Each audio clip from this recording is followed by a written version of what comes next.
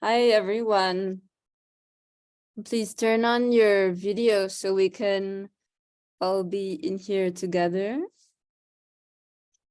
It's nice to see, well, of course, our students in the seminar and then some familiar faces from the university community. I see trickling in. Thanks so much for joining so consistently these sessions, and also some friends from further afar who are connecting to us through Zoom. It's really amazing. So I think I'm going to get started. Maybe some more people will join as we go on. But we have two super exciting lectures today. And I want to give enough time for our presentations and the discussion that I am sure is going to be really productive. So please bear with me as I make some introductory remarks. First of all, again, thanks to everyone for being here in this session, and also as a reminder that we will be recording. We are currently recording this, so please write to us privately in the chat if you have any problem with it, and we will try to make accommodations. So this seminar, Young Prototypes, addresses the reciprocity between thinking and building, or building and thinking, in whichever order you would like to pose that. And we do this through the voice of emerging practitioners, such as Ayesha Ghosh, Miles Gertler, Igor Bragado, who are with us today. In the seminar, we are interrogating the role of design research and criticality in a contemporary practice. And more generally, I guess Pablo and I set up the seminar because we are curious about how our peers are approaching the various possibilities inherent within architecture today. Common accounts represented by Miles Gertler and Igor Bragado, who are the co-directors, is described as a experimental design studio that explores situations where design intelligence is abundant but under the radar. And I love that description. Their work has been shown at the CCA, the Museum of Contemporary Art in Seoul and MoCA Toronto, to name a few. And they have been published in Pinup Magazine, 032C, and Arquitectura Viva, again, only to name very few. They are both active in academia, Miles at the University of Toronto and Igor at the EA University in Madrid. They're joining us today from Toronto and Madrid, respectively. Ayesha Ghosh,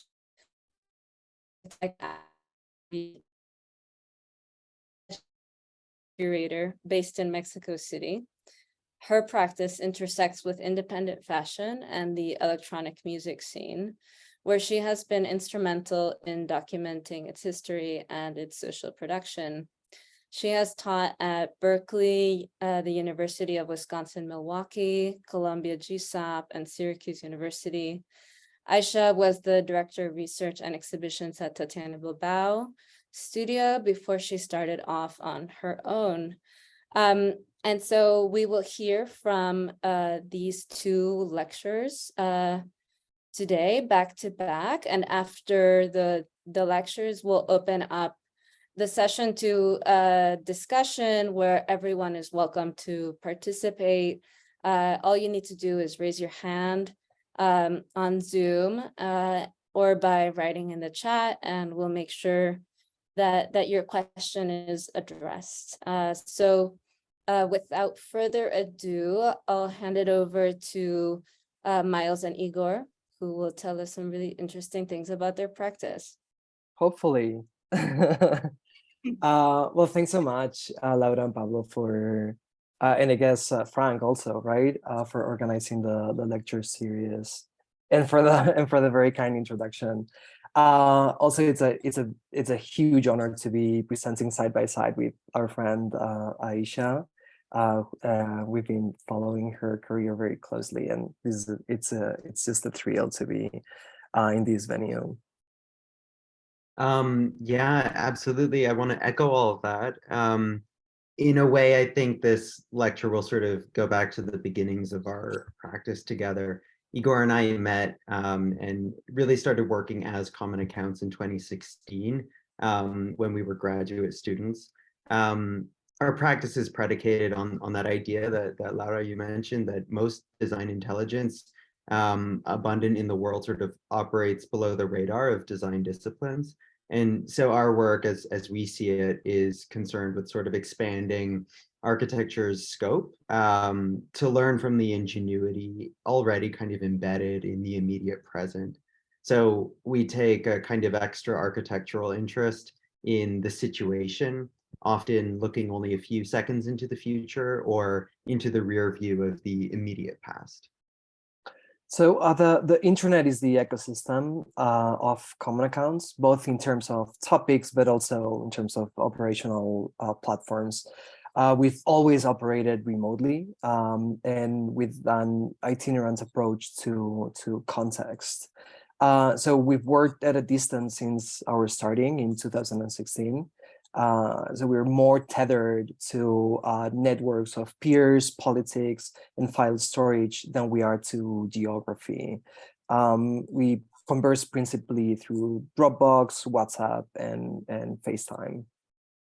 And I think fittingly, our work is largely concerned with the design of general spatial and technological protocols, protocols that center the human body, which can in turn be adapted to specific contexts.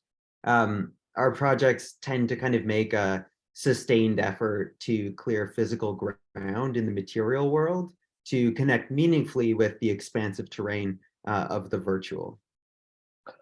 We could say that all of our work is one single project, a project that started with the inquiry originated in our joint thesis at Princeton University, which focused on self-design and new modes or new models of funeral memorials and death infrastructures called Closer Each Day, the architecture of everyday death. And in this project, the story began with someone named John Berlin, a middle-aged, out of shape, married father of three. And who you're seeing here is his son, Jesse, who died unexpectedly in his sleep in 2012 at the age of 21. The Berlin family lived in Arnold, Missouri, in a trailer home. And shortly after Jesse's death, John Berlin started a YouTube channel. He discovered the Insanity Physical Fitness program by the Santa Monica-based company Beachbody, and he turned to exercise to, not only reverse the effects that a sedentary lifestyle had on his 44-year-old body, but also in recognition or perhaps with a kind of brush with mortality that the death of his son had brought on. In 2013, John Berlin announced that he was taking on clients as a trainer from his living room. The living room was now outfitted with a memorial to his son, Jesse, which you can see behind him there in that video that's filmed in his space. And 2 years after his son's death, John Berlin posts his first viral video content in which he makes a plea to Facebook for a look back video of his dead son's account. So the look back video format is a slideshow of kind of the greatest hits from a user's virtual material and was the product of Facebook's 10th anniversary celebrations. Soon after its launch, an emotional John Berlin asked Facebook via YouTube to generate such a video from the material he didn't have access to on his son's account. After logging 2 million views in just 48 hours, Berlin received a call from Mark Zuckerberg, granting his request and announcing an immediate review into Facebook's policies towards memorialization and the accounts of dead users. In the background of the play video, Berlin's living room had been further transformed. His son's memorial wall had been replaced by floor-to-ceiling mirrors, now revealing some fitness equipment, and the kind of the room's periphery and the space basically transformed into a home gym. Remote audiences made up of insanity buffs, fitness trainees, and other spectators had become participants in Berlin's mourning. His Facebook profile and his comment feeds came to operate as a platform for others to mourn the deaths of loved ones.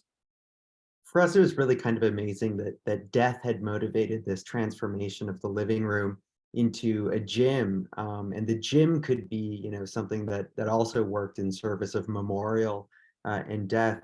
And you know, we think that like John Berlin's embrace of fitness sort of demonstrates the common ground occupied by both the construction and the deconstruction of the human body in the design imaginary. So this we can see, you know, in the symmetry between technologies for self-construction, maintenance, and healing, and those technologies serving death. It's in this, you know, the 19th century German architect and historian Gottfried Semper's description of the Egyptian labra in style and the technical arts. So Semper points to the shared typological origin of the bathtub and the sarcophagus. And our own project sort of reproduced that reciprocity between healing and dying, and embraced a kind of range of scales of intervention that could respond to both human anatomy and to the domestic realm, and offer a cyclical ecological model that was made up of many parts. So we wanted to largely reverse the distancing of death from daily life in order to produce new forms of value. And in fact, we would argue that today's city can no longer really afford to keep the material business of death at arm's length. Right. So here you're seeing part of the catalog of Man Transform exhibition of 1976, a catalog produced by Lisa Taylor and Hans Hollein for that same exhibition, where Hollein says that they're mainly two fields to man's activity: to survive during life and to survive after life. And the reason we engage in design is, according to Hans Hollein always, to live and to die, and possibly to live beyond death, which describes a condition later to be seen in the virtual afterlife, and the persistence of life's digital remains after the point of biological expiration. But it also describes the way technologies foster transformation in the body indiscriminately, both living and death. Perhaps unsurprisingly, a structuring cloud diagram for Hollein's exhibition featured that central figure of the body, and among a few interrelated subjects that orbited around the body are redesigning man, bodybuilding, and death. So self-design, according to the frame of this exhibition, is among those transformations which provide an extension of life after death, right? A form of survival, but also twinning, transmutation, or upgrading of the body. That in turn prompted us to create our own sort of cloud of interrelated subjects. You know, and I think the way that we began working in this project, which was to use a 3D model to start to gather sort of material evidence, sites, events, and episodes that were sort of relevant or informing our work in death, in a way models how we still engage a subject matter today, first working in a documentary mode before venturing toward speculation. But here you can see sort of growing from the already mentioned episode of John Berlin, we began to touch on sort of episodic events dealing in cosmetics, fitness, death infrastructures, the military industrial system, and new forms of digital remembrance brought on by the internet. And so this network model came to kind of collect our inquiry into these various sites. You know, we started to realize that cemeteries and mausoleums maybe had last kind of proliferated amidst sort of architecture's historicist stance in the mid-1960s, when postmodernist architects like Aldo Rossi and Gunnar Asplund and John Haydock and maybe later Carme Pinos and Enrique Miralles had began to explore sites of death and funeral, but largely with a kind of special attention on poetics and metaphysics, which sort of avoided talking overtly about death's material and technological realities. So for these practitioners, death was sort of an island, and it was operated at a kind of distance from daily life. I think this drawing captures that really well. Aldo Rossi's famous aerial perspective, produced for the competition for the San Cataldo Cemetery. This is an island apart from daily life. And you see just a few cursory strokes to kind of articulate Modena in the distance. But this is definitely like operating in a kind of in an other sort of psychic space. And we were interested in something a little bit different.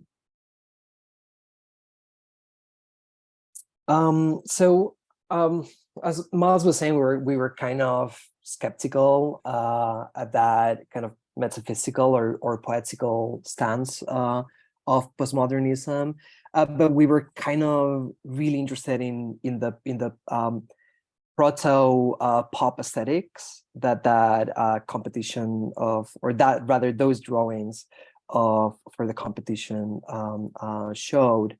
And so we wanted to kind of approximate that language, right? And in staking out this stance in our own, basically in our own representational projects, we borrowed from that Rossi's hard edge shadows and adapted the yellow trace paper for these drawings in Closer Each Day. But instead we were interested in muscle, right, in flesh, and in the possibilities latent in the degradation and destruction of these flesh. Today we argue that new technologies present unique opportunities in the production of value, be it material, ceremonial, or ecological, that shouldn't be ignored, while traditional means of remains dispositions are threatened by diminishing land availability, environmental concerns, and the prospect of our virtual afterlife. After all, we argue that the heat of the crematorium can warm your house. Fluid cremation allows you to fertilize a garden with your liquid remains. And the prospect of the virtual afterlife demands that we confront death online. The way we want our bodies to be treated and transformed after death constitutes one of life's many rituals of self-design. Our drawings also absorbed our discovery of this historical trope of zigzagging depictions of funeral parades, kind of too long to be depicted in a single straight line on a given page. And thinking about processions, pageantry, and memorials, we became interested in ephemeral, maybe guerrilla tactics of parades as pragmatic tools for city building, for instantaneous urban activation, driven by death. And so we started to imagine, for instance, a kind of necro city, a city whose activity was sort of sponsored by a nearness to funeral and memorial, which could actually be something that was super vital and alive. And while John Berlin sort of offered us this amazing case of contemporary case, we started to look for historical reference and found again something from the body of work put forward by Gottfried Semper. In this case, his 1852 design for the funeral parade of the Duke of Wellington rematerialized the irons captured at the Battle of Waterloo when the Duke of Wellington won his victory against Napoleon, and literally recast those weapons into a mobile architectural vessel, which sort of organized the center of one of modern Europe's sort of largest urban funereal events to date.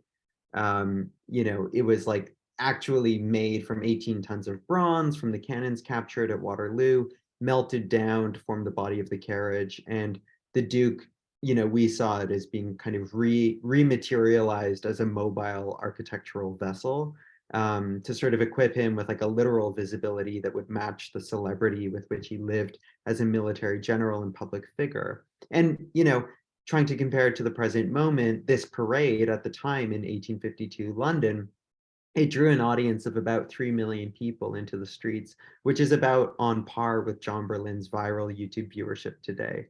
And so this became a model for us. Right, and we also became interested in the possibilities of parades to materialize the ephemeral, particularly in thinking about communities and categories of contemporary political concerns that live online or in other domains attendant to the mainstream. In the latest issue of Yale's Perspective Journal, we articulate precisely this idea through a collection of pageantry vehicles and floats.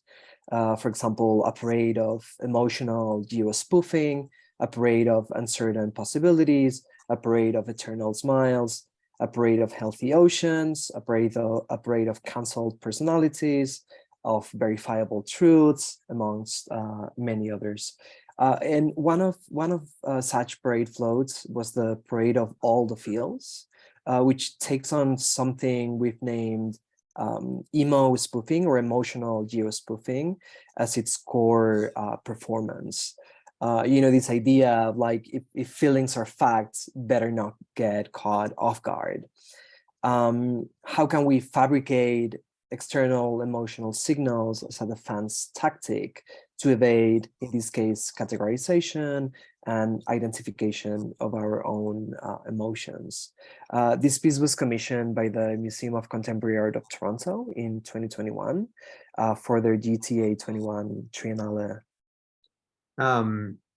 The piece sort of asks the question, if we can sort of construct emotions or synthesize them in an immediate or near future, given the advent of near total urban surveillance, facial recognition, social credit systems. This is a parade that's really kind of dedicated to the enterprise of emotional geospoofing as an evasive tactic for essentially emotional freedom, the rejection of institutionalized social credit and the rejection of surveillance. Here you can see one of the videos it projected on mini screens, which show digital avatars whose faces are modified using Instagram's most popular animated filters at the time. Some of these sort of avatars are like distorted self-portraiture of Igor and myself.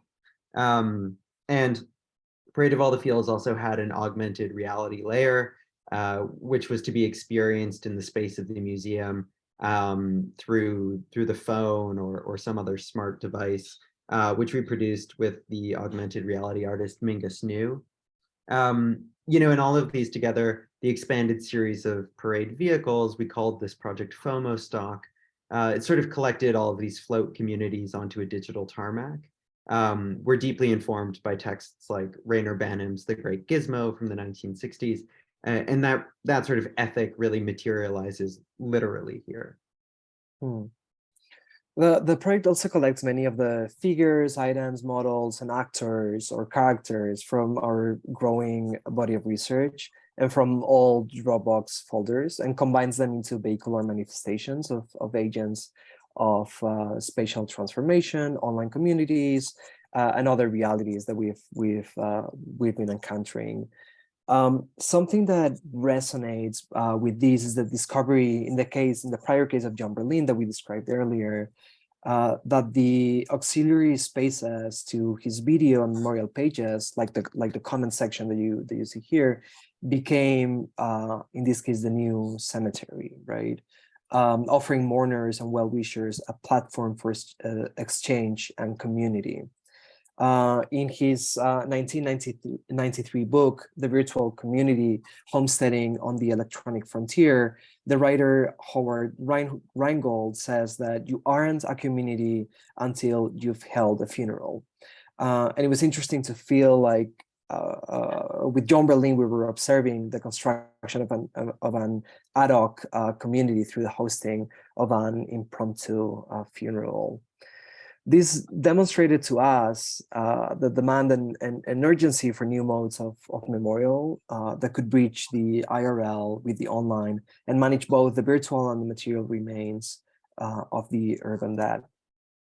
And so that's the kind of energy that we channeled in 3 Ordinary Funerals, which was a prototype for a new kind of funeral home that we had the opportunity to build during the Seoul Biennale of Architecture and Urbanism in 2017 in Korea. 3 Ordinary Funerals was a response to this internet-enabled condition of like authentic simultaneous participation in kind of multiple social media profiles, mixed realities on and offline, something that's been elaborated by others, like for instance, Trend Forecast Artist Collective K-Hole. So 3 Ordinary Funerals represented a single funeral for a single person, but also all of their 3 unique online avatars, which were enacted and developed by a collaborator of ours in Seoul, Dasol Han. And the funeral infrastructure plugged into a traditional Korean courtyard house, a hanok, as an apparatus for many sort of simultaneous forms of memorial and value production. It was equipped with a virtual afterlife upload portal where digital traces and memories could be crowdsourced and uploaded by friends and loved ones of the deceased to a digital vault, a kind of black box stored in the cloud for posterity. You know, and the project sort of argued that if we want healthier cities, we really have to rethink our relationship to death, that burial and cremation, as we know them, are effectively dying sort of technologies. So here we advocated for new, cleaner, socially productive disposition alternatives that really also attempted to like atomize into the urban and digital realms. Right.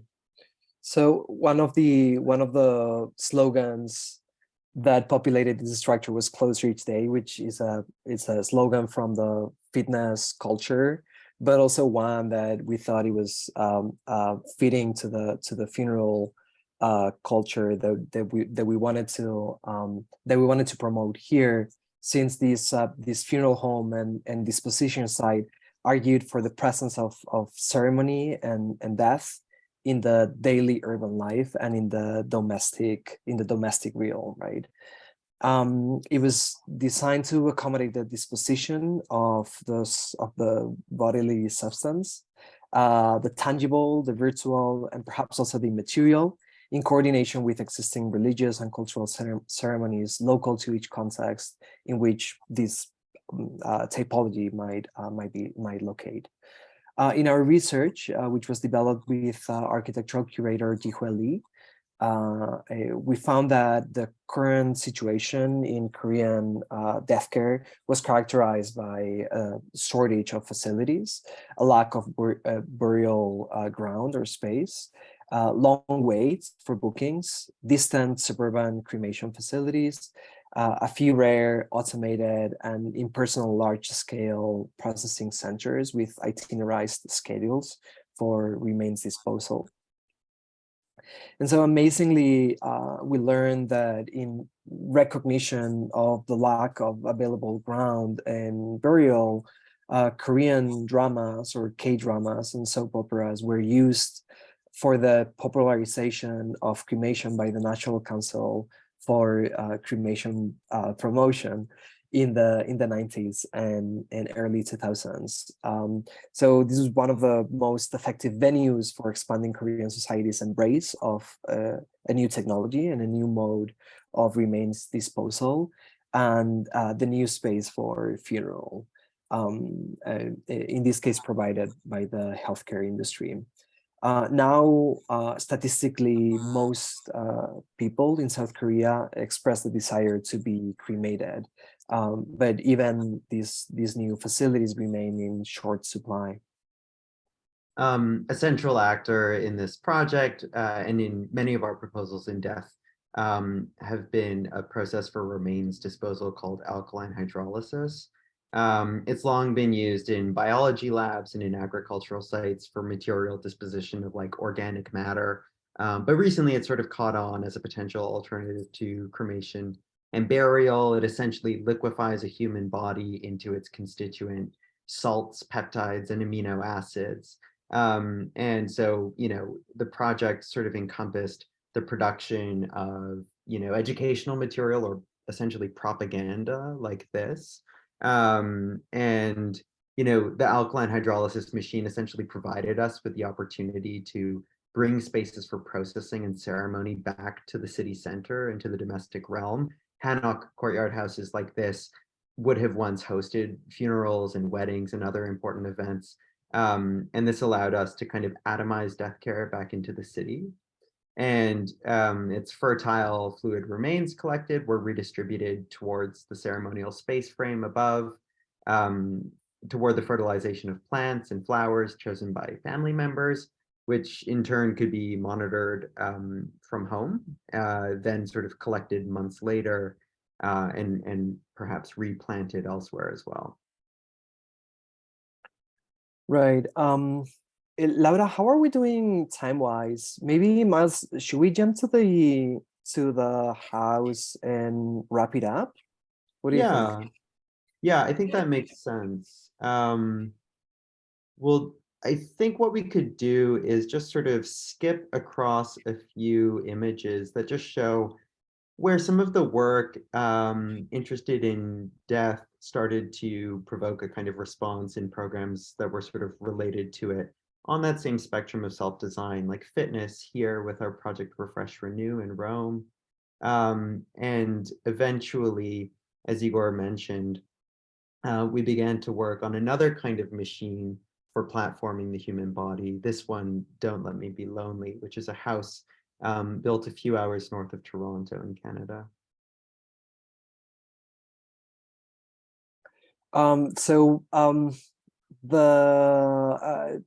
Basically, as Miles was saying, Don't Let Me Be Lonely is this device that hosts the transformation of the bodies and their display via self-imaging.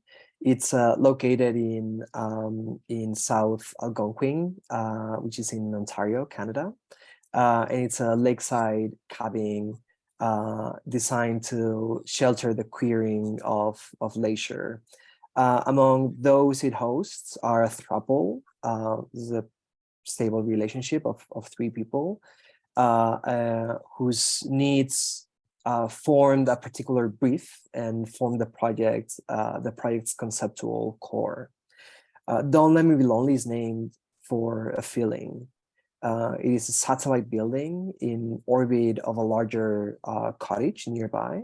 It's tucked away in the woods, and the cabin's form is directly informed by the sloping bedrock on which it rests. The roof is a continuous flat plane that further adapts to the building's trajectory to this single surface. All program is hosted on a stepped interior floor that approximates the topography below.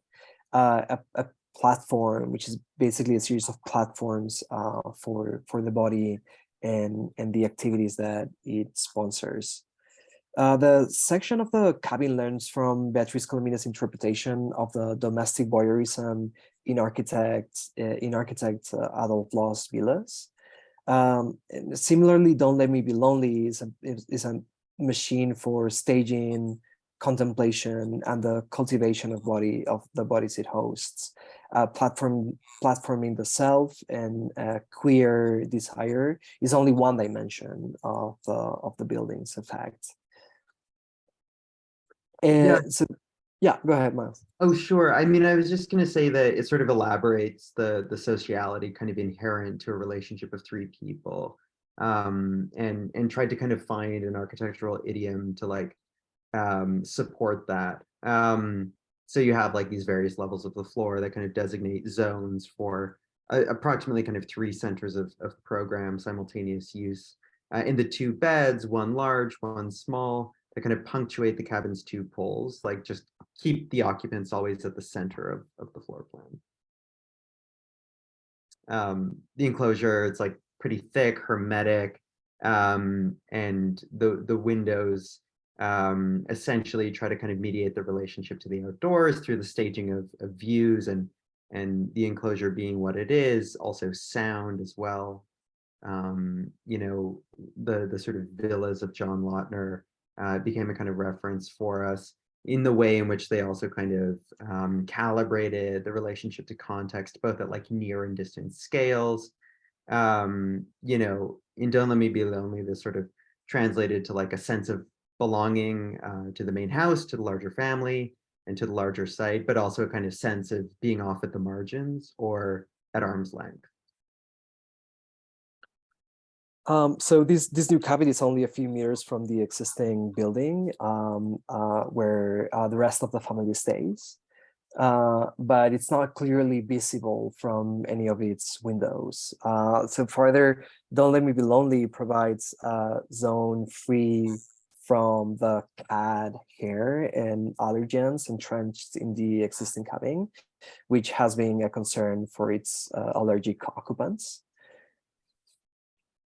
I mean, maybe we'll just sort of finish off by saying that, you know, we've been interested in for a long time in the kind of significance of like ordinary domestic machinery, the lawnmower, the barbecue, these kind of like technological artifacts, which both sort of conform to the organic and in turn kind of create specific cultural and social and also biological landscapes. And, you know, Don't Let Me Be Lonely, we sort of understand it as a similar device. But one that sort of shelters the queering of leisure, as Igor mentioned. I think in the way that all of our projects try to kind of clear space in the material realm for the kind of presence of the virtual, you know, I think we see it here most explicitly in the project, where this bridge sort of connects like the orthogonal seaplane informed underside of the building, very much this kind of stepped product of the digital space of design labor, the Rhino model in our case, to the material domain of its real world site, sort of an awkward tapering zone of contact stitched together by these columns that you see there. And I think maybe we'll leave it there, and then we can return to any of this in the conversation later. Thanks so much, guys. That was wonderful. I'm sure that we'll keep discussing these issues then in kind of contrast with Ayesha's lecture. So why don't we let Ayesha get started? Thank you. I mean, first of all, thank you, Laura and Pablo, for inviting me. And I think it's really wonderful to not only be going after you, Igor, and Miles, because part of my presentation is actually a practice built off of friendship. So it's really nice to be with very old friends. But also because I do think this is going to be a pleasant contrast in that rather than it being a single continuous project. I started my practice in September of last year, in 2022. And so far it's built as a series of case studies. So it's very different, small vignettes of projects. And I wanted to start with this prelude before the presentation. This is the top of Mount Etna. And last year I had the opportunity to basically take a cable car to the top of a volcano right after it had erupted. And this was at the time that I was in the process of leaving a job that defined my entire identity and to start my own practice. And so it's perhaps a little bit on the nose, but I did feel like I was sitting in a professional fog of the unknown. And I mean, what was really incredible about this experience was you couldn't see very far, but the further you went into the landscape of the unknown, the more impressive it was. And you could see that the landscape was in constant formation. And so this is now, at this current moment, a bit of a foundation for me, which is I I don't know where this practice that is way less than a year old will go, but I do know that I want it to be in constant formation, and that I need to focus on what is in my range of visibility. And that's where the idea of friendship comes from. All of the projects that will be presented today as these vignettes or short stories are with very close friends of mine. And so far, the only theme that seems to be consistent in this practice is that I am working in a very intimate setting and have not actually experienced a true like client architect relationship, but rather each project is in an experimentation in forms of collaboration and sharing and care. And all of the projects do have one theme, which is forms and strategies for collective memory.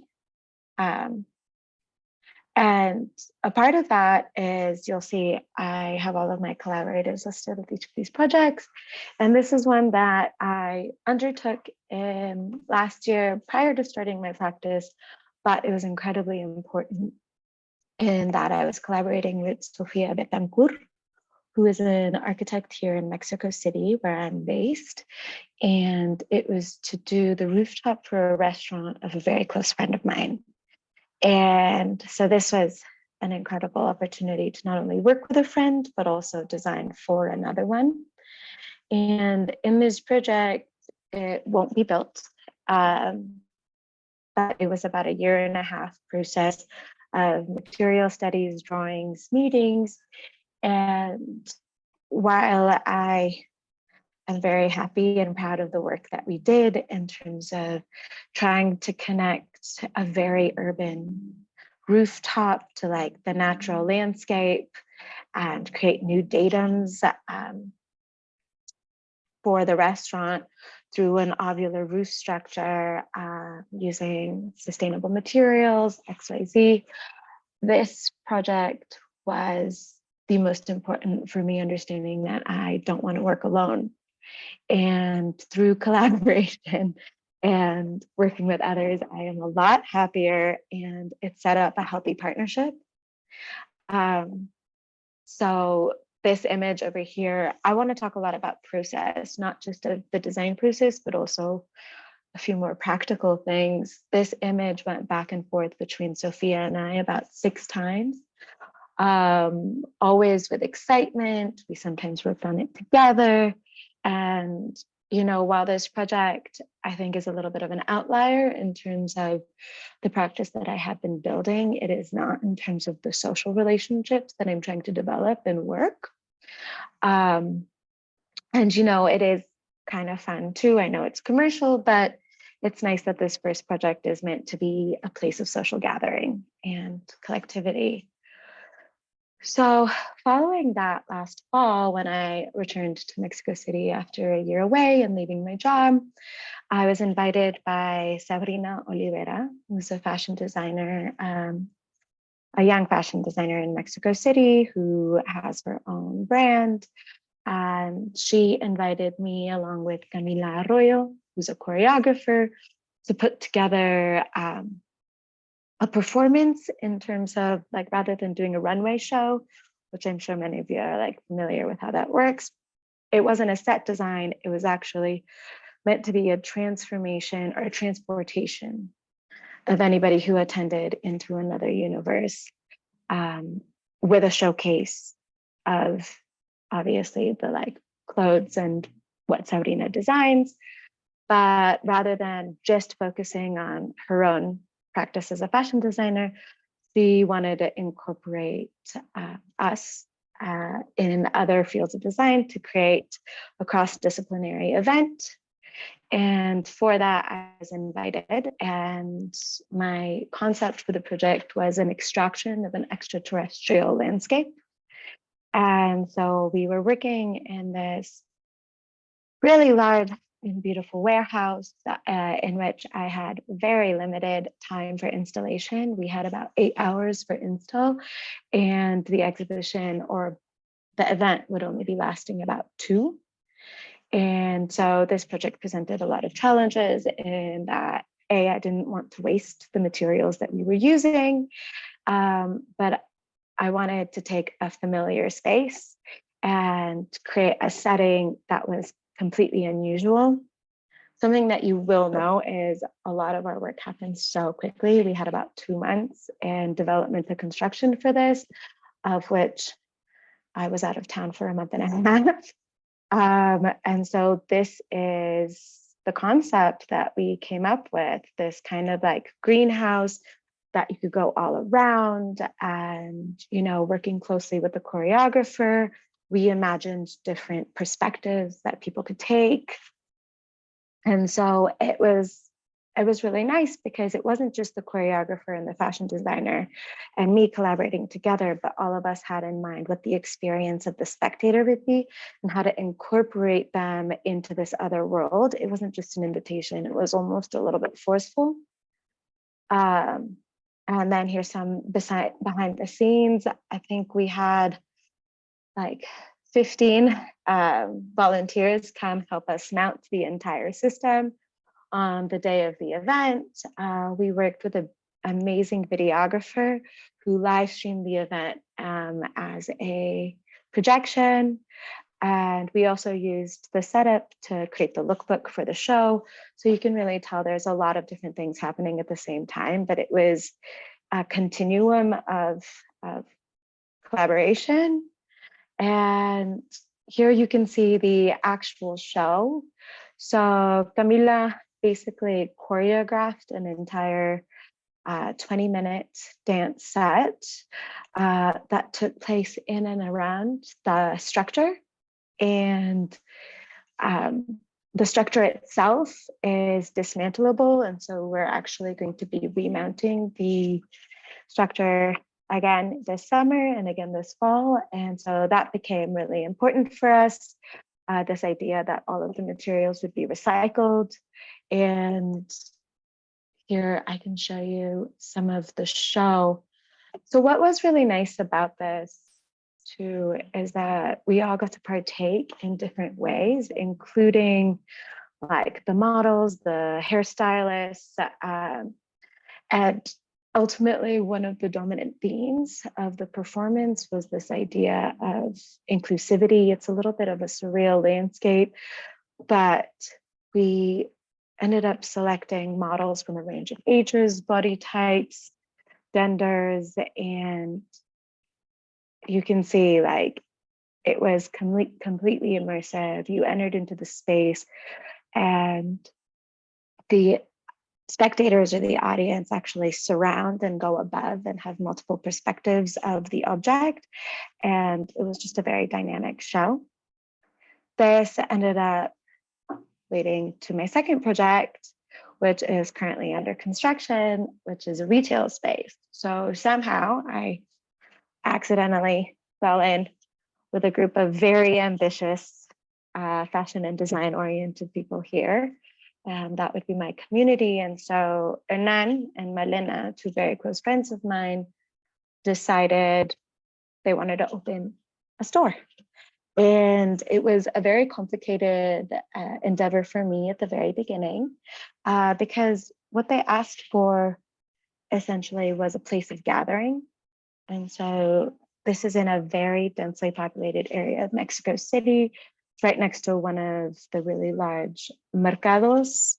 And it is on a street that sells car parts that have been stolen specifically, and furniture. And so through many conversations, we started to develop ideas about what this retail space would be. And it became very quickly apparent to me that it wasn't meant to be a retail space, it was a place of gathering. And at once they wanted to have a very generic space that could be used for furniture shows or fashion shows or poetry readings or film. Honestly, they've literally listed every activity humanly possible, but it still needed to be specific enough that it would be memorable such that people would keep building on their memories of each visit. This is a very close collaboration between a furniture designer, a graphic designer, and Malena and Hernan.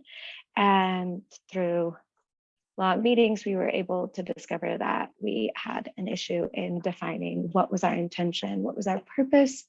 And through a series of diagrams, we were able to unpack that and realize that we really wanted to create this dynamic space, which you can see a little bit over here. It's a very concrete project. It'll be completed at the end of April of this year. And what we've decided to do is create a cafe space in the front that is separated by curtains to the retail space that is very neutral. And in the back, there will be an office space. It's a very practical project, but the development of it will be constructed in 3 phases. We're concluding phase 1 tomorrow. And it is really interesting because it's a very collective effort. A lot of us are donating our time. We sit in really long meetings developing these ideas, and transformability became a central theme for it. So here you can see it set up as a retail space. And then here you can see it, we worked and collaborated with a furniture designer to think about how to create it as a showroom for her work as well. And so these reflective stainless steel columns are running on 3 tracks and can be opened and closed to allow for different partitions of the space, which means that different activities can take place. And each time the space has a different way of viewing it. In the back, we have created a sequence of transition spaces, which are actually the vestidores, which are changing rooms. And each one has its own identity, and you walk between the rooms to reach the office space, kind of like a palate cleanser from when you're walking like in the store, which is active, which is public. You actually go through a very narrow hallway to arrive to the office space, which is meant to be quiet and contemplative. I thought it'd be nice to include some photos of the construction. We were really excited because it was originally a bodega, like a storage space, and we wanted to basically reduce the amount of construction material we had to use in its transformation. And it's about 190 meters squared. And so replacing the floor was one of our biggest endeavors. And we worked really closely with the most incredible contractors who are a part of our design process. We decided early on that rather than telling the contractors exactly what we wanted and making demands, we would work with them and kind of evolve the construction of the space together while we set the tone for the atmosphere we were looking for. And we discovered that we could pretty easily remove the tiles that were extremely damaged, especially after the multiple earthquakes Mexico City has had. We could easily remove them and basically put a very thin skim coat of cement, which you can see over here. And this process is going to be finished, like I said, tomorrow. We're really excited about that. So moving on from those very physical spaces, I thought it'd be nice to mention a project that Laura kind of touched on, which is extremely different in social relations. So in the first 2 projects, I feel like I'm a collaborator and I'm responsible for space, right? And like the people that I work with are responsible for programming and other aspects of the creation of these collective memories. And we all have our roles to play. Archivo Auxiliar, which we started in 2020, is a collective. And so this creates absolutely new power structures in which I work as an architect, but also I use a little bit of my background in anthropology. And I'm just gonna play like really short clips of these like really eclectic films that we've made. Archivo Auxiliar, we started during the pandemic because we have a very strong rave scene here that is a place of refuge for a lot of people who have alternative identities and personalities. And so I am working alongside Ali Wozniak, who is also an architect and designer. We're course, an encyclopedic knowledge of DJs, and with Ramon, Frankie, and Gabo, who run one of the illegal parties here. It's a rave that happens about once a month and changes location. This is relevant for another project. Every month, they basically occupy abandoned spaces. And during the pandemic, we realized that we had lost a lot of our capacity to connect with each other and that sense of refuge. And we decided that we wanted to create this archive that will be a digital archive. It'll be online soon, that documents the electronic music history of Mexico City. So much of that cultural history hasn't been preserved, partly because of, like I mentioned, it's illegal, but also it's ephemeral. It's things like parties and events and moments that happen rather than, you know, a lot of other social movements have more physical spaces, XYZ. And through this project, we ended up winning a grant with the Het Nooy Institute, where the 5 of us basically did a redux of what happened to the rave scene globally during the pandemic and how did it occupy digital spaces.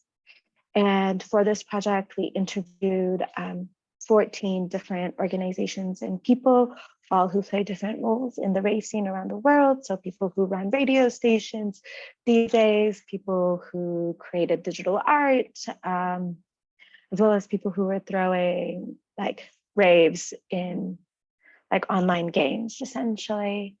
And for this project, we basically had to unpack like an entire like anthropological case study type of strategy.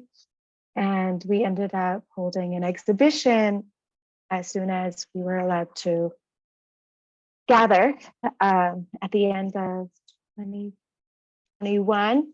Yeah.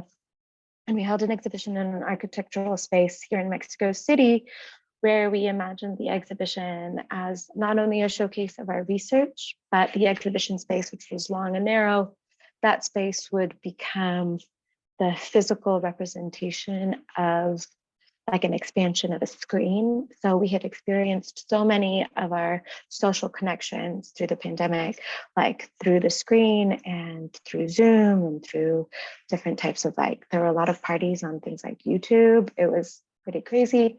And so we wanted to create a feeling that had produced where there was a lot of distraction. You kind of felt like it wasn't so easy to connect with people, a space of distance. So we used this large courtyard as kind of like a viewing area into this expanded screen.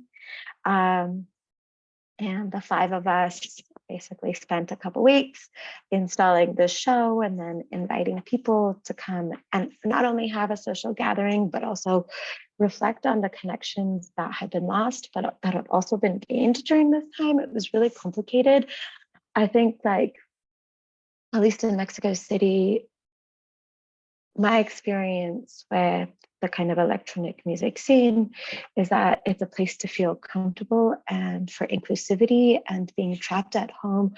A lot of people who were a part of that community felt very isolated. And so, you know, this interior space we filled with a lot of distractions, and it was a little bit more immersive and filled with fog, and you could feel a sense of separation. But when you went out to the courtyard, we obviously threw a party.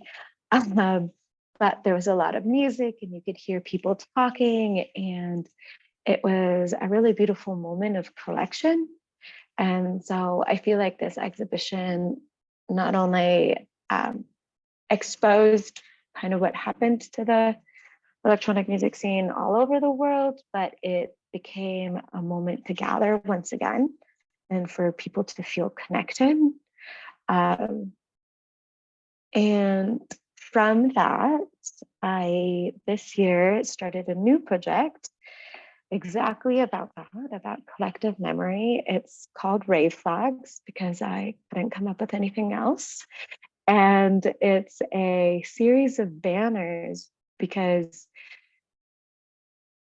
the scene has changed dramatically, and it's become even more difficult to find places to throw these huge parties. And they are places that people really get connected with each other. You make friends, you get taken away by the music, and you're able to meet people of all different types, like not people that you would meet at work or in the street or your neighbors. So you have a diversity that is economic, racial, and you have obviously like a lot of different types of sexuality and gender performance. It's really wonderful, but the spaces are constantly changing. And so I developed this project alongside members of the collective, but it's like a personal art project where we were thinking, well, I was thinking, like, what would it be like if we had something consistent? So kind of like a collective token in our minds, where despite the fact that we were changing locations, and one day we're in a warehouse in Azcapotzalco, and another day we're in Naucalpan, which is, by the way, in the middle of nowhere. How do we create consistency and a way for people attending these parties to feel like they're still part of the same singular community? It's a piece of work that's supposed to transcend space and time and create consistency and collective memory. So for this first iteration, we had these flags, and I also looked at the artist Mixtasis. So he made a handful and I made a handful. And they're these long banners, essentially, that the ones that I designed have little quotes of text on them that are meant to remind people of the kind of more generalized, broader imagination of what it means to occupy that space together.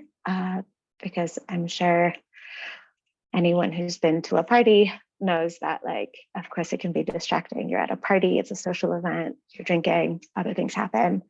But it is a collective moment, and we're there to keep each other safe and happy and protect each other. And for the first iteration, we hung the banners at the entrance where you have to wait in line. And so it actually created a series of thresholds to enter the space. And it was really exciting because it was nice to see people stopping and reading and quoting some of these banners. And it created like a screen or like a scrim through which people passed from the real world with all of the heaviness that it carries into this alternative universe of music and lights. And then it was really wonderful.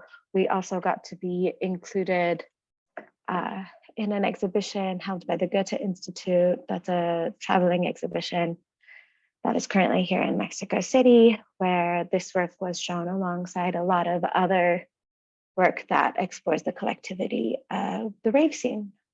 And the last project, which is a major collaboration, which opens in 2 weeks and is going to start being constructed as soon as I finish this talk, is also in collaboration with Sabrina Olivera.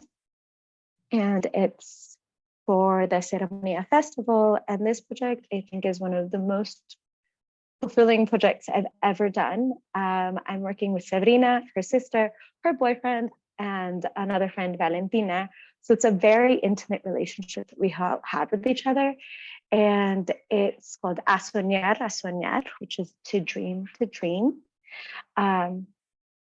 which the rest of the title is Until the World Ends. And so it's a bit dystopian. And the project is to create a pop-up shop at a music festival, which obviously sounds very commercial, but we're hoping to create a place that people can come, not just to shop, but to also relax and to transport them into a dreamy landscape. So in the first one, it was meant to be surreal and a little bit like I mentioned, extraterrestrial landscape, plants and everything. This pop-up will be a part of a continuous series where it's more about bringing people into the dream world. And I find it so appropriate with this idea of creating collective memories, because the central theme for this work is to create a space for collective dreaming.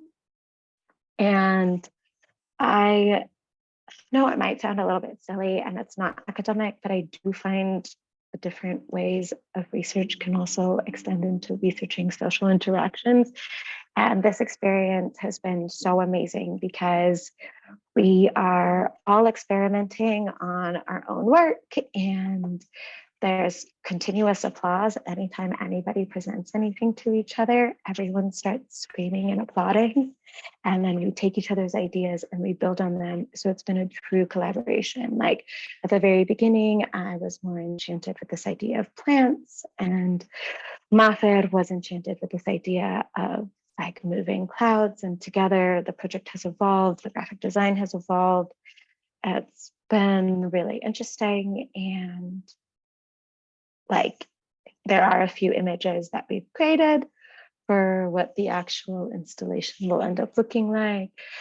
The idea is that you would kind of drift through these like floating curtains, and there'd be like places to lie down where your body could touch the body of a stranger. And, you know, you like, once you enter the actual space, you only get glimpses of the reality beyond. Obviously, at the end of the day, this is still a shop. But the products are meant to be integrated into this kind of like, you know, when you dream and like objects might float by. And so it's not about really the commercial aspect of it, but it's also a celebration. All of the people that will be included in the shop are Latin American designers. They're very young. They're all within like have started within the last 5 years. And so having this opportunity to showcase their work and the incredibly hard work that they're doing as my peers, but through a different medium is really, I find it really special that I get to highlight the creativity of people who work in something completely different from myself. And I think this is a really good place to stop because this is the end of my presentation. But this project, I chose to conclude with this one because I think it kind of encapsulates everything I hope a practice could be, which is a platform to show the successes of other people, collaboration that just continues to grow into spaces that you would never even expect. And that like me as an architect, as a designer, I'm only just a small part in creating collective spaces where people can come and enjoy and kind of have experiences together. And I'm going to end with this really cute video that Sabrina took, which is us having a meeting. And I guess I didn't realize people who aren't architects don't really get how Rhino works, and they love it. That's really great. So that's it.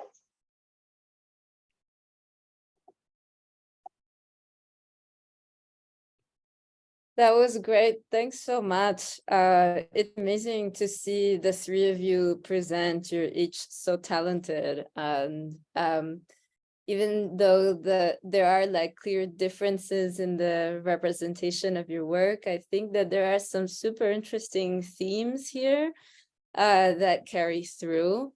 And there's a bunch of topics that I would like to get started, but I want to maybe end or pause the ending of these lectures just by saying that as we open up to discussion as a public forum, that everyone is welcome to participate, please. And so just raise your hand or write in the chat if you are eager to kind of speak out and ask a question or a comment or just jump in. So as I have said that, I guess I want to try to summarize a few things that I find in common between the work of Common Accounts and Ayesha Ghosh. I think there's something super interesting here about how in both cases the work responds to the reality of contemporary life in a way that is inclusive to new narratives that weren't previously canonized. And I think that that's so important, that the discourse is expanding itself to include not just new voices, but also new ways of understanding kind of contemporary situation that goes beyond, that is trans-border. It occurs in Mexico, it occurs in Seoul, in Toronto, in Madrid, and we've seen a kind of evidence today in the presentations. And I guess one issue that we could really discuss is that notion of like the extradisciplinary, where I think the work in both ends is expanding the scope of the field to find perhaps new typologies of work, which I think should be super exciting for our students who are in the kind of very process of defining thesis, and in this moment perhaps of doubt of what is possible within the field of architecture. And it's nice to see really concrete examples about how the options are very expansive, and that we can really begin to include within our discipline many things which are, as Igor and Miles have said, under the radar. And I think that would include Ayesha's raves as well, in a way, and the I think super important work that you are doing there. And so I mean, I guess it's not so much a question as a kind of topic or theme in common that I would like to open up to have this discussion of the importance of the quotidian or everyday, ordinary, and there being some kind of interest there, I think, in intellectualizing the kind of spontaneous, organic way that in which things can develop, and how we bring in these new narratives into our own discourse. Right. Thanks for those remarks, Laura. That was, I think that was I mean, I think it's part of a discussion that we have almost daily, this thing of the extra disciplinary and the canon. And for us, it depends a lot in the context in which we are, that we believe that we are closer or more apart from the discipline. For example, in the New York context, one would never assume that you were not an architect because you were doing furniture or pamphlets or writing or pieces of clothes or probably parties, right? Mm-hmm. And so, and for us also, the references, the historical references from like the 18th century, 19th century, 20th century, all these architects and all these designers that we've been looking at, we're doing basically what we're doing, right? We're not that radical, right? Like all these presidents have done, like Hans Hollein designed peels, right? And like these, everything has been done in that regard, right? And everything is disciplinary. Everything's discipline, right? And so I guess in my case, that was my mindset when I landed in Madrid, which is a very conservative architectural kind of setting. Then now I believe, oh no, we're really like out of the discipline and doing things that are not considered disciplinary here. But I guess it's very much rooted in what your context is and what your geographical context is too. I wonder if that's the case too for Ayesha. So I actually found it very similar, Igor, to where when I arrived in Mexico City, it was like architects were architects, they do design furniture a lot.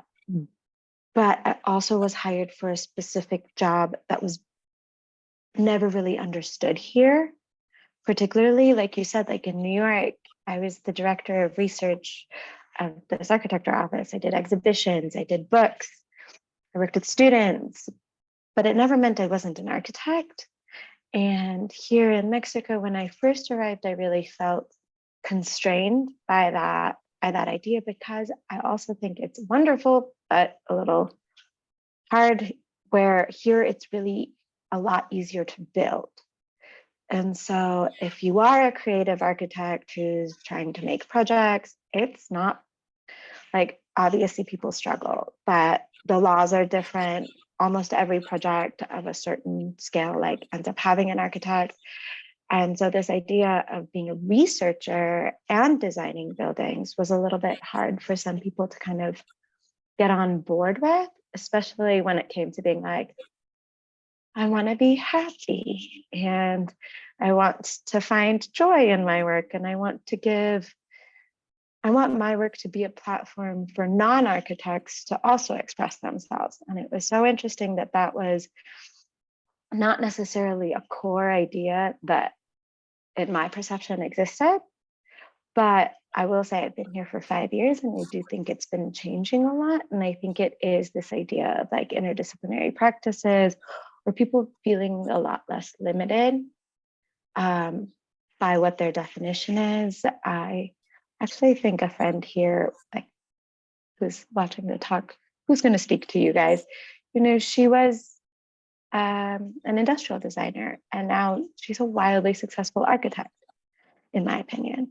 And I think, you know, there is a shifting in this consciousness, but it is a like wild west, in my opinion, even in the US and I'm sure in Spain, where it's like, where does the architecture start and stop? And I think what you do, Igor and Miles, which is a little bit similar with what I do, is like working with people outside of the field, I think is creating like a much larger, I guess, foundation, like catalog, I'd say, of projects that are not necessarily like within one defined realm. But it's like, I really think it's so amazing that you work with other artists, people who work in the performance space. I think it's really pushing kind of the boundaries of what we say is like architecture. I think many of our heroes and like allies, like heroes like in time, in past times and now, and allies, you know, closer to home where we live, and friends, the people we look to who were really kind of motivated by, or whose sort of lives we think are just kind of incredible, tend to model that sort of social milieu, which is you know, reaches I mean, that almost is the kind of project of their lives, like and when you think about their kind of contribution, maybe culturally or artistically, it's sort of indistinguishable from the milieu that they also participated in. And I think that's really important for us. I think one benefit that we have, because you know, I too, like I'm living in a, I think, a much more sort of conservative discourse or disciplinary context than the one that we would sort of wish to kind of build for ourselves in Toronto. And yet at the same time, I think by kind of bridging these different places, like, you know, I'm here, Igor's in Madrid, but has also previously, we've variously sort of lived and worked in New York and Seoul. And Ayesha, you too, I mean, being in like New York and Mexico City, and like I feel like we're all in some way many places at once, and I think that that's something that has allowed us as young practitioners to cover a lot more ground. We can kind of be a Toronto or Canadian practice when we need to be, a New York practice when you need to be, a, you know, Mexico City practice when you need to be, and at the same time, you know, where so much of the kind of funding that we need to kind of as an engine for our work, whether that be kind of grant and government based or client based, it's allowed us a little bit to kind of tap into these different spaces, to be sort of necessarily flexible in being where the work is, so to speak. Yeah, I find that so interesting that you kind of like redefine immediately this idea of what is disciplinary to start with, and that definition and is constructed and valued in the way that you desire to, regardless of kind of position or context. You construct your own context and value system. I think that's an incredible lesson in a way. Why don't we get Matt to ask his question? Thanks for raising your hand, Matt. Yeah, no problem. Thanks, Laura. I had a question directed towards to Miles and Igor, and I was in like thinking about death. Like, how do you guys like think users of these spaces, like say the Necrocity that you mentioned, would like respond and like interact differently if it was designed in like a more like typical like design reaction? Because like when I was looking at that, I was thinking, I'm like, I feel like it would be like a lot like really tranquil, or like maybe like there would be like less crime because you'd have these memorials of these people who are like being remembered. And like if you're doing something, you're like someone's looking down on you, like, okay, maybe I don't want to be remembered like this, something like that. But like, yeah, so like how do you guys think people will like respond and interact in a space like that? I love that you were picturing the Necrocity as something like super peaceful and like utopian. For us, the Necrocity was actually very messy, right? It was a place that was being rebuilt constantly through the extraction of value, sometimes economical value, from the bodies and the digital archives of the deceased. And the city was actually being funded by the ceremony itself, right? So for us, it was a very problematic space, right? It was kind of an exaggeration of the status quo, and it was very messy, right? So I don't know, what was the question? Sorry, like if How do you like see people like interacting, and like what are their like response to that kind of space? Yeah, well, another way of sort of answering that question is like we've presented our work on death to many different kinds of audiences, and we've been in many different kinds of rooms. We've shared it with funeral operators, with cemetery operators, with people who have experienced a death of someone near to them very recently. We've shared it with urban officials in different cities, and we always try to kind of shape perhaps the kind of framing of the project and our work, and projects like the Necrocity, a little to perhaps what we anticipate the kind of mood will be in the room. And yet I would say we're also always kind of amazed by how curious and flexible people just are. And people, I think once the kind of initial shock value of the idea of liquefying bodies wears off, which it does very quickly, actually, like people are sort of fascinated by, I think, the opportunities that a sort of closer look at death might yield. One case, we were in Seoul preparing the funeral home prototype. We met with the deputy urban planner of the city, whose father had recently died. And this is like, he's a really great architect, and we're in his kind of beautiful, cavernous, austere, concrete office, really kind of special, but a ton of gravity in this kind of environment. Also, we knew that his father had just died, and so we presented the work in a kind of, I think maybe a gentler kind of voice, but he was like such a sort of proponent. I mean, he sort of thought that this idea of liquefaction was totally reasonable, like unradical, in part because it really was sort of part of his mandate to consider death care related issues through the lens of basically a kind of urban calculus. And in his own sort of recent experience with his father's death and funeral organization, he had found it was incredibly difficult. Facilities were in short supply, all these things that I think, we sort of summoned in our research in the project.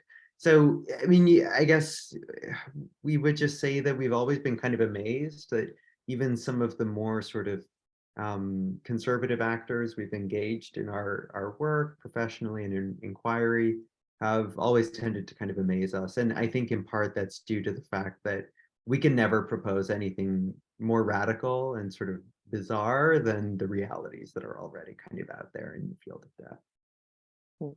But I want to pick up on that thing that Mas was mentioning about audiences, because I think it's very related to the discipline and to the voices that, and basically also to the kind of value that we could bring to the world at large. I remember that there was a week where we had an opening of an art piece where we were not architects, we were artists, right? And for many audiences, we're not architects, we're artists. And by the way, we don't want to be many times labeled as architects, because if we are, we're gonna earn much less, right?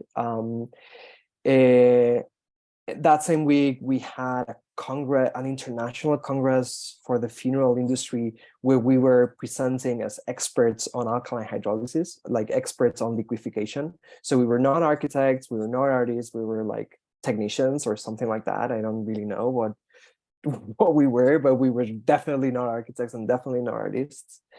And then that same week, we had meetings with the Servicios Funerarios de Madrid, like the Madrid Funerary Services, where we were basically architects, right? Providing for architectural services potentially, right? So I remember being like, it's very productive to wear all these hats, because you could have like many different voices, but at the same time, it feels like you're acting also. I don't know, Ayesha, if this is a concern of yours, like, because in like, I have an essay that deals with this. oh yeah, basically says anyone can do whatever they want and professionalism is fake. right, word. I mean, I think what you're describing is really amazing, because it's like, I also do know you guys personally. It's not like you enter a space and you say, I'm the best architect, I'm the smartest technician, I'm the most creative artist. I think like the attitude that I know that you guys take when you are wearing those different hats is much more humble.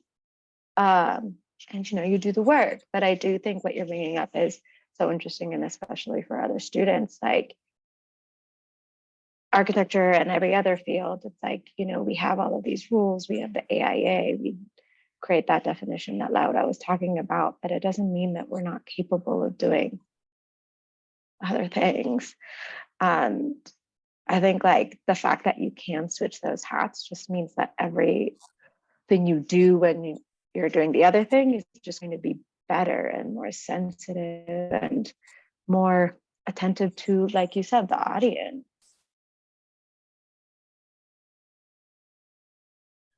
Yeah, I think we're beginning to see like a lot of that. Like, I mean, you guys are living examples of it. That like we don't have to necessarily stick to that. There is like a certain path in architecture for sure that you can take, and it is it's pretty defined.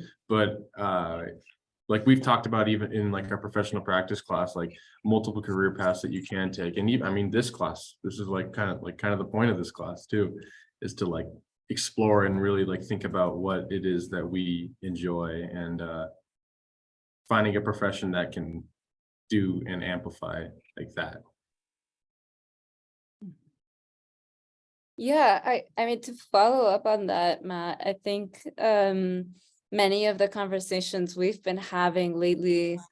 And I love that we can bring in these three into the fold of our like ongoing discussion, is about this kind of notion of abstraction and the role that it has to play in the field. You know, as abstraction as a kind of way of conceptualizing or prototyping, perhaps as a mode of representation. And I think in the case of these presentations, you know, abstraction as a way to understand data and ephemeral themes, which kind of perhaps resist a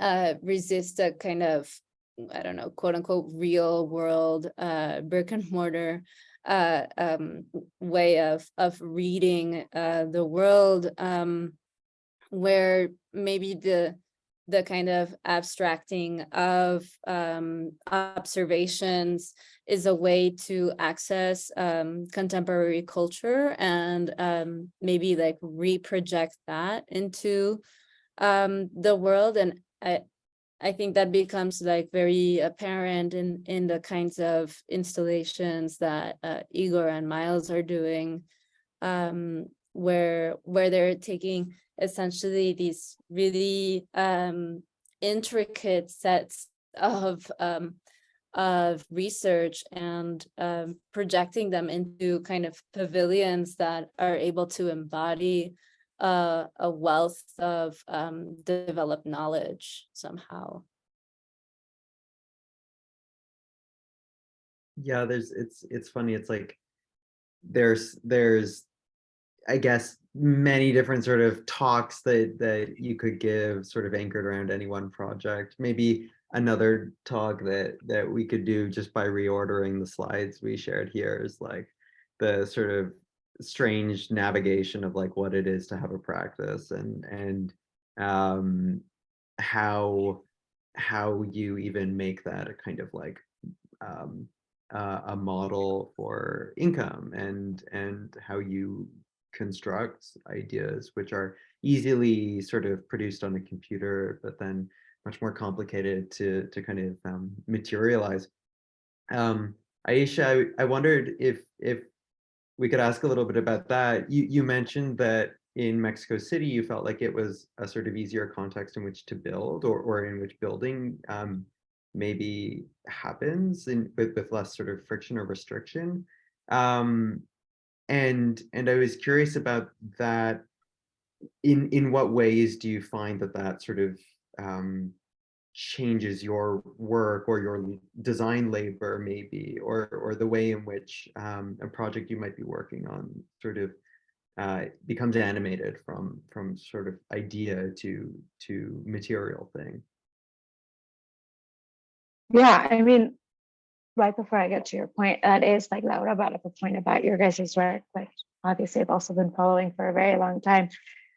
I do find it so fascinating that some of your earlier work, when you had less access to like construction and funding, is the most like creative, like you found a medium with which to create like physical representation of some of your more complicated ideas. And I think that's like really incredible, but it also helps us imagine like this alternative practice, not architecture practice, but like practice around death. Like, you know, we're more open because of those representations. Like you guys have cornered digital representation for years.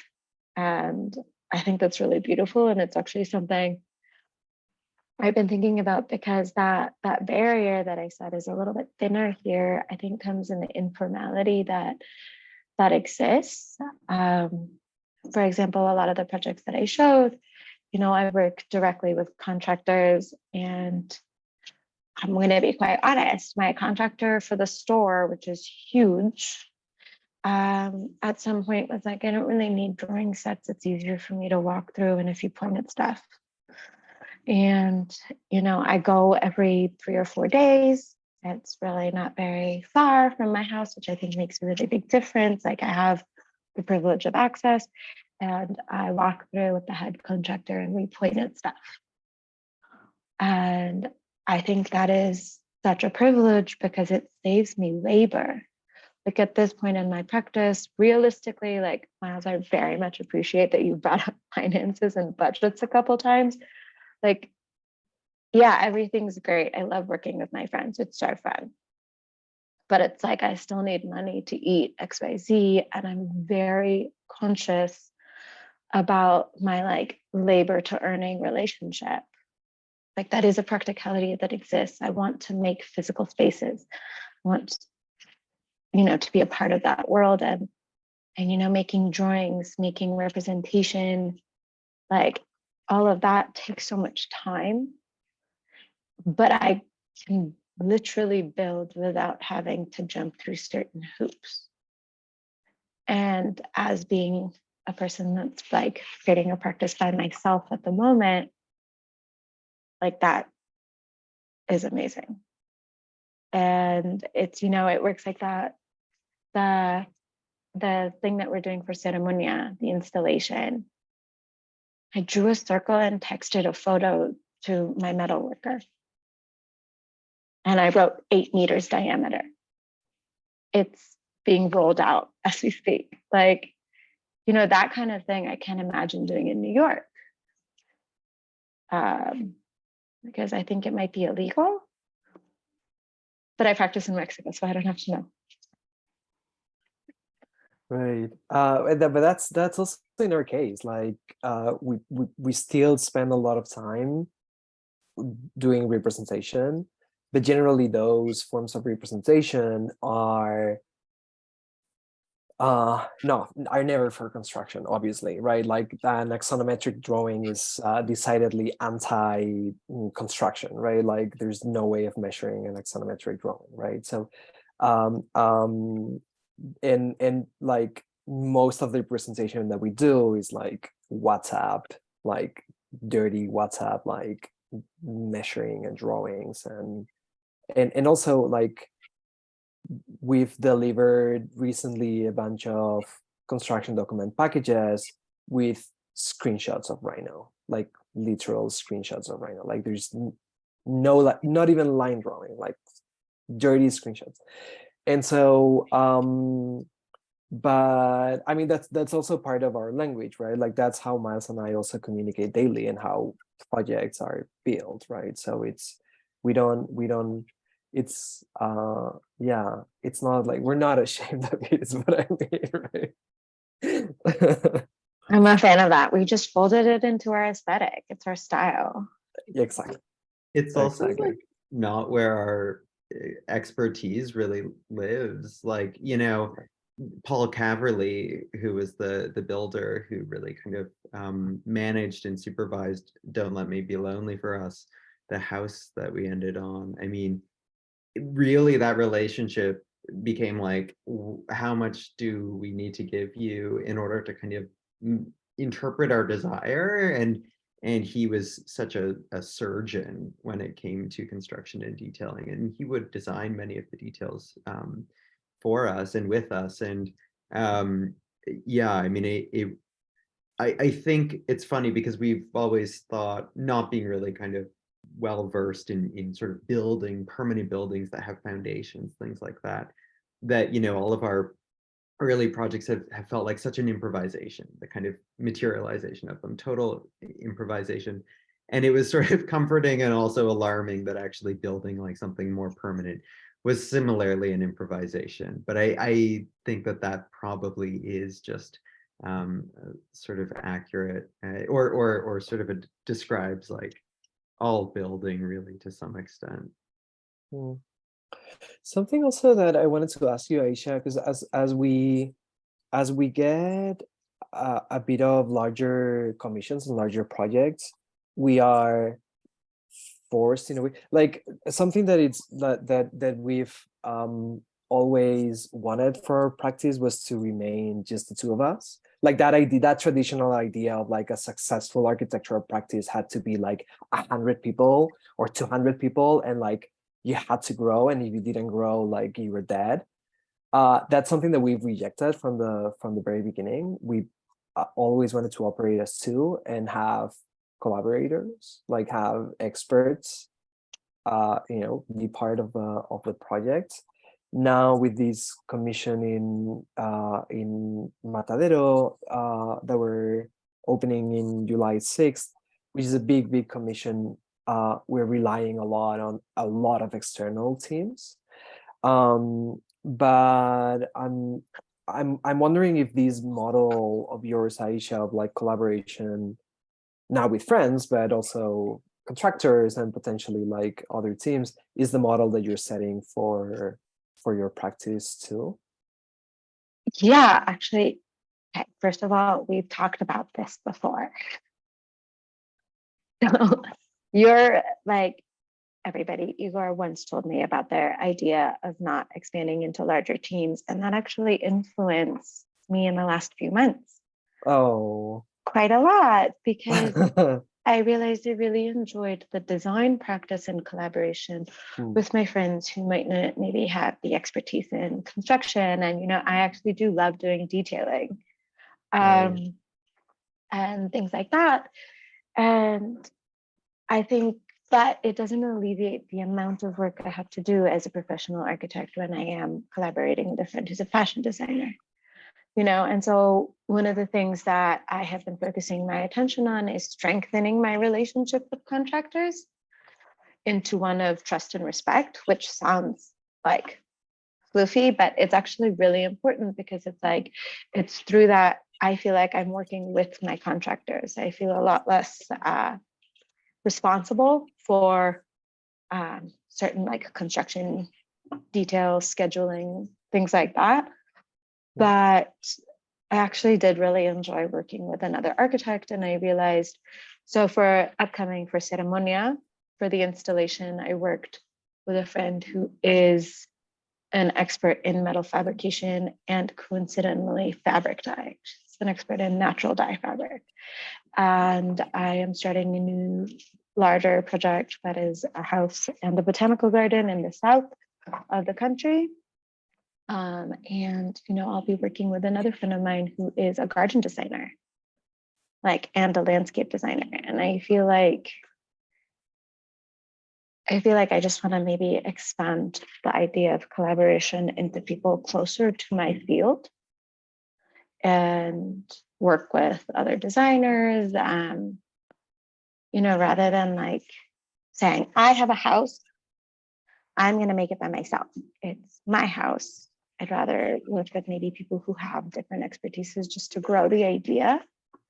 But I will say it's for now, being by myself is really hard. And that is my goal for the next few months, is to hire someone to work with me. But like you said, it kind of also depends on the project. I'm not running a 55-person practice like the one that I used to work at. That was a machine with finances. It's picking one project at a time. I think each project will merit its own team. So for the Matadero project, who are you guys working with? How are you expanding? Well, it's an exhibition, but it's an exhibition at an art center, not a museum, not a commercial art gallery, more of a kind of public facing institution. One that is really interested in an environment that exists and hosts a long-term exhibition of programming, lectures, events, and in that capacity also needs to be a venue for all of the other sort of constituent art venues, galleries, and programs that live at Matadero.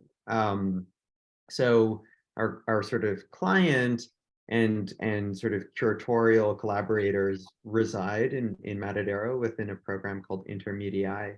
But the sort of premise for this exhibition environment began with a sort of throwaway, almost like trend forecast report that we wrote in 2020 called Planet Fitness, which we uploaded to our site as a PDF, and then has sort of prompted a few different sort of outputs since, but we sort of felt like we had set our piece on the subject matter. And so the first thing that we decided to do with the sort of director of Intermedii was invite a curator to join in, and sort of looking through the lens that we had kind of described in that report, basically curate a group show of sculpture, performance, and video in the environment that we would design. And then we began designing this environment while that roster of artists was still coming into focus. And so there was a kind of push and pull. Meanwhile, the team started to expand to incorporate more sort of architectural support on our side in the office, as well as graphic designers, and then, you know, sort of creative agencies working in support of the graphics team, now also publishers and, you know, people who will be working on a catalog, series of programming and lectures and talks. I mean, it feels kind of endless, and the exhibition will run for 16 months. So there's a lot of time to kind of program and a lot of space to fill. And then now, I mean, we're just starting the tender process has begun, which means we'll soon be working with the fabricators and the team that will essentially materialize this space. And then also the European Climate Foundation, and there's a residency program that's also, I mean, it's endless. It just keeps going. Sounds like a tangram or something. It's just unfolding and unfolding and unfolding forever. Yeah, it's that. But also it feels like we're kind of growing up a tiny bit, because in the past for an exhibition we would literally like shift the lighting and like, oh, it doesn't look good, and like and do the posters ourselves and like, you know, do everything ourselves. Now there's a professional like for everything, and we're like, okay, good, nice. Which also means you have to like relinquish some agency, right? Like we're not in control of everything for sure. I mean, that exactly is such an important aspect of practice, to realize that you can just like let go and, as you say, relinquish even a demand on yourself of knowing everything and having all the answers. And in a way, I think that there's this very interesting debate now, since we're like in this world of Zoom where everybody's like, you know, constantly moving, and it almost doesn't matter where you are physically. What's that relationship in terms of collaboration and establishing collaborations between the idea of remote work and the kind of hyper locality of something such as like walking through a site and like pointing at things like Ayesha was talking about? Well, for us, that's been like we've up until now, we've never had work where we physically were, right? Like work was happening elsewhere, right? So we had to collaborate with, you know, project managers who would go to, you know, manufacture the stuff, right, or put together the stuff.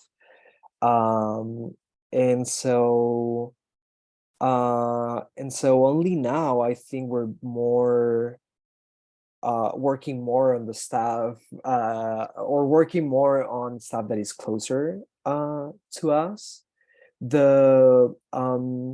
So we kind of had like that flexibility that you were mentioning, Laura, of like, you know, it doesn't really matter where you are, like you can find a friend or a project manager pretty much anywhere for the project to be developed.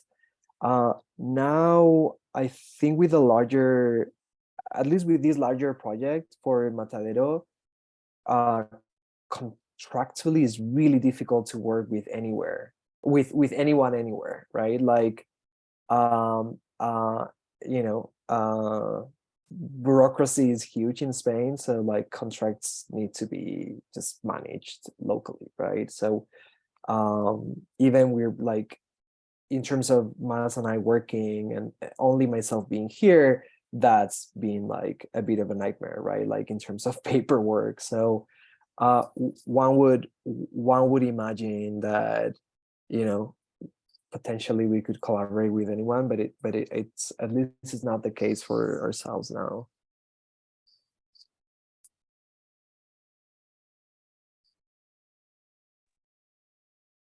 I will say the experience that you guys have had, like, it's very helpful. I feel like to work outside of where you live. I mean, I love the hyperlocality that I have right now. I actually think it's really nice. But prior working at the office, none of my projects were in Mexico. And they were mostly installation based, but they were like very large installations. And I think it does set a really nice precedent to say, do what you're saying, Laura, which is like relinquishing control, but also allowing other people to do what they're best at for you. And I feel like that is also what is helping me now, even though I am just down the street from my project. I feel a lot less pressure. I feel like to control every single thing and allowing for people to do their jobs, like it's still going to turn out great.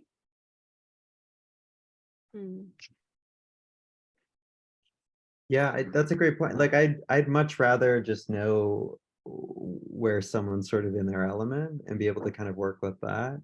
I mean, Igor and I, like our work doesn't sort of live and die on the detail, or like the details that we think are important aren't ones that like we have kind of a preordained idea about, or that we need to replicate project to project to project. I mean, I think as architects kind of develop their like material arsenal, you know, there are certain kind of tropes that you tend to lean on again and again. But I think we were more eager to learn what our builders could do on the projects we've worked with them on, and to sort of work within that context. And I think that, like, you know, very much like these first 6 years of practice for us have been such an education in a totally other way than the kind of education we got in studying architecture, either as undergrads or graduates. You know, it's just like the kind of information we find we have to kind of know, and you know, literally just find, like we have to find information constantly, through friends, through colleagues, and you know, the internet, and just by kind of doing things is a totally other sort of category of knowledge than we ever sort of sought in school. But I mean, where it's a pleasure to kind of encounter that as well. Yeah, it's part of our reality, no? Yeah. Oh, sorry, go ahead, Pablo. No, I guess I wanted to jump in just to say that, I mean, a lot of the things, well, first of all, it's thanks for the presentations.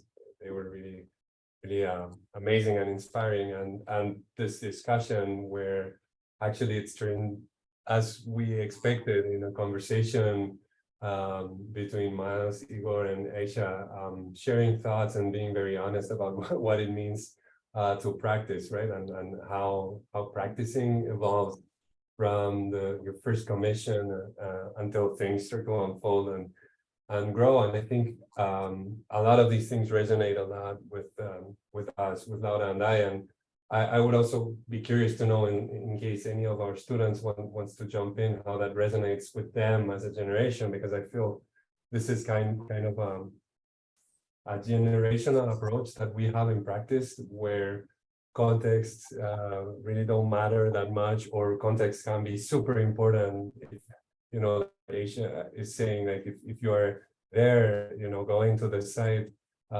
means that maybe you don't have to have drawings, but it's also something that can only happen in Mexico City. Definitely, I know for sure that it cannot happen in Spain. You would get in a lot of trouble.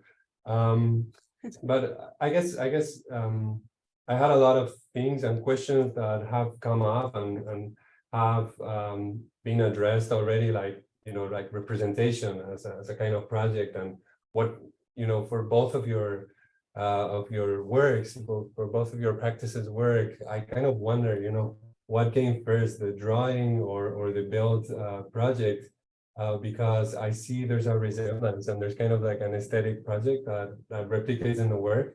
But I would also be super curious to know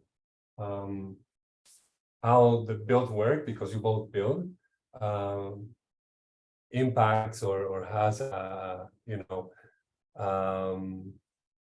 and informs how you represent. So that's one of the things that I kind of wanted to ask. But another, then I also had a comment, and so sorry, it's a bit chaotic. I'm all over the place.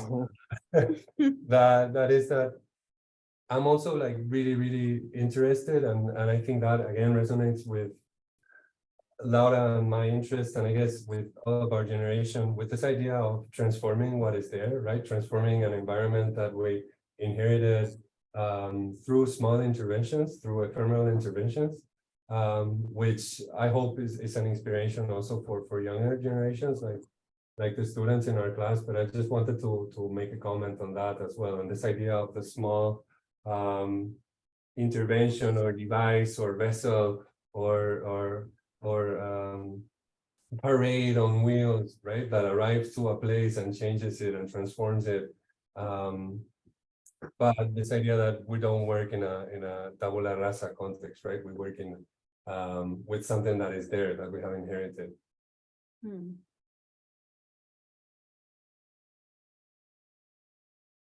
Yeah, maybe in response to your first sort of question about representation. I mean, yeah, representation was the first most sort of feasible. You know, we could produce images before we could produce anything material. And also, I mean, we've always been interested in image making. That will stick with us forever. I think something that we've learned from our image making in building is that, you know, our buildings tend to want to kind of eschew a kind of easy outer form, and instead sort of embrace a kind of apparatus logic, some sort of, you know, an approach to like many partedness. So like the pavilions, they're all scaffolds basically that sort of make their constituent parts legible as part of an assembly. That sort of becomes frustrated a little bit when building in a cold climate environment with like a continuous envelope, and in a way that a sort of client can understand, or you know, there's, I think that we've found other ways in which that kind of ethic starts to change form. But I would say that kind of the many partedness of our drawings really became something that we knew had to be sort of materialized some way in built work as well. Right. But they're also, I think that our drawings are also narrative devices, right? Like this reciprocity between, for example, fitness and death, right? For example, these two cultures that we see collide in many different venues or in many different milieus, they're not that apparent in real life, right? So you can very clearly make those connections or that narrative very apparent through representation, right? So that's why when you're tackling these kind of niche concerns, like it's just essential, right? To use representation. But I'm not sure, like I think that comment, Pablo, of like if built stuff then feeds back into representation, I'm not sure about that. Like it's not something that we've maybe thought of or talked about in the past, but it's probably it's there, right? But in a way, I think that unless what we're seeing in reality through the things that we've built, unless those things are part of the construction of that narrative, I don't think that they then re-enter the world of representation. But yeah. But that's a super interesting comment that we have to think about.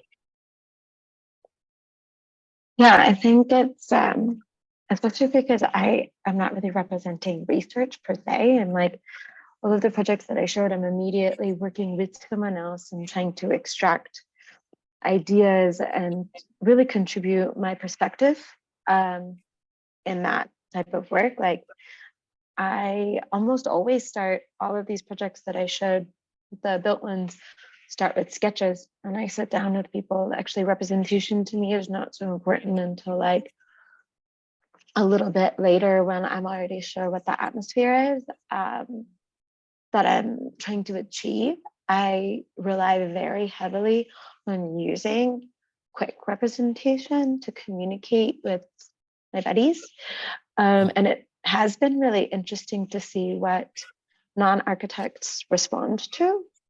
So, for example, the working with so many different people on the store, certain types of drawings weren't resonating, sections and plans. Not so surprising. But it was like, implying transformability and adding this issue of like time wasn't so legible in static drawings. And so I created a model, and that became my primary representation. And we worked through that because I could actually move elements around that would actually be moving in real life. So as far as like the representation goes, for me, it's just a narrative tool for now. And one for, I don't know what other word to use, but like for atmosphere, like what is the reality I want to kind of present? Because it's like, I love what you, Miles and Igor, were saying, but my interpretation of your work is you create these digital worlds and these digital interpretations, and it is a reality, and it's like seeing your work in Seoul in Korea. It was incredible what a one-to-one extraction of this like more digital scene you had created, like seeing it physical was actually incredible because it created that rupture and like what we think of as a concrete reality, like it allows our perception to expand, like seeing the exhibition floating above the hammocks, but then going into that space and actually having multiple screens. Like, I think that extraction does make a lot of sense. I don't see how maybe going from that back into drawing would work, because it's already so you've abstracted experience itself. I think that's really interesting. Yeah, these are super interesting subjects, and I'm realizing that we're now more than 2 hours into this talk. So as a good host, I should say that that we respect your time and we should let you go. I'm sure you are very busy people, but before we do, I mean, I think that there are a series of topics here that I hope become kind of recurrent within the other sessions. And I think that, as we've already discussed, there are a number of themes that have been already ongoing conversations. And so it's really kind of amazing to be able to reinforce those ideas with new perspectives and voices, such as yours. So before I let you go, does anyone else have a question, maybe a follow-up to this conversation, or something else entirely that they'd like to throw in as a kind of final comment or question?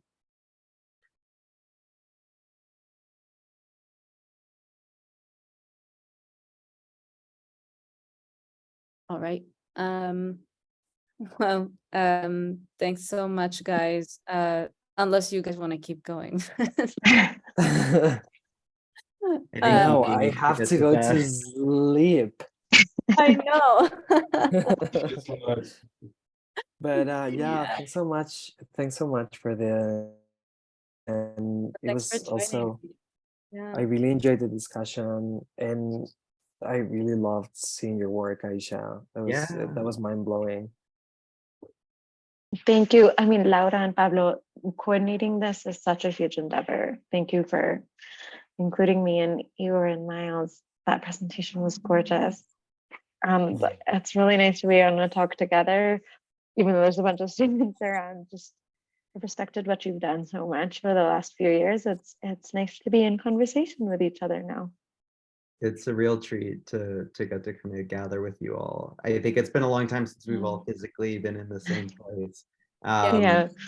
But it's sort of assuring to see everyone sort of progress and work come through. So events like this are really, really special. Thank you so much, Laura and Yeah. Pablo. I hope it was useful for your students to see that they can do anything and professionalism doesn't exist.